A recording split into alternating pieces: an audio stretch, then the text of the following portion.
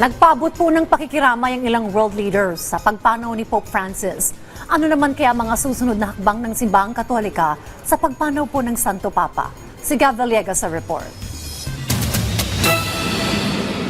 Nagpaabot ang mga world leaders ng pakikiramay sa pagpanaw ni Pope Francis. Kasama na rito si Pangulong Ferdinand R. Marcos Jr.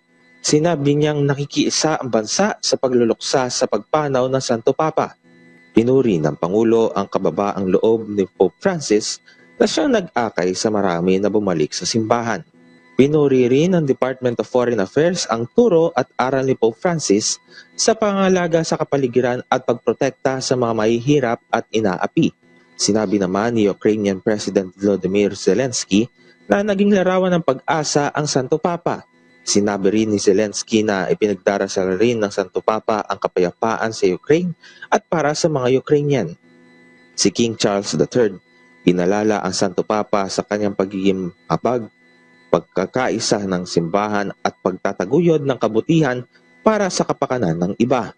Ngayon pumanaw ang Santo Papa, ano na ang susunod na mangyayari sa simbahang Katolika? Sa oras na pumanaw ang Santo Papa, papasok ang simbahan sa yugto bilang sede vacante. Ibig sabihin, pansamantalang bakante ang papal office hanggang may nahalal ng bagong papa.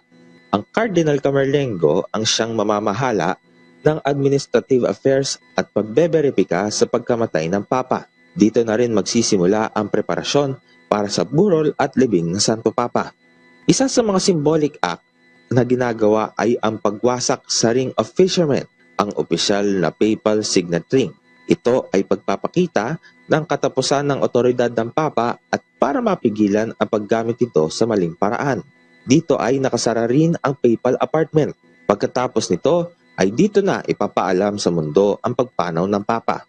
Ipinaliwanag naman ni Father Gregory Ramon Gaston, rektor ng Pontificio Colegio Filipino sa Roma, ang mga mangyayari sa papal funeral.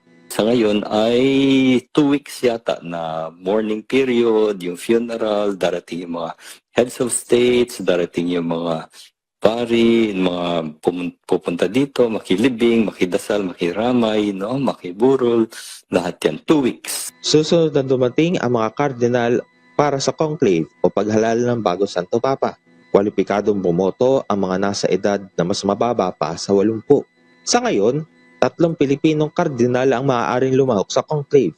Ito ay sina Luis Antonio Cardinal Tagle, Manila Archbishop Jose Cardinal Advincula at Caloocan Bishop at CBCP President Pablo Virgilio Cardinal David.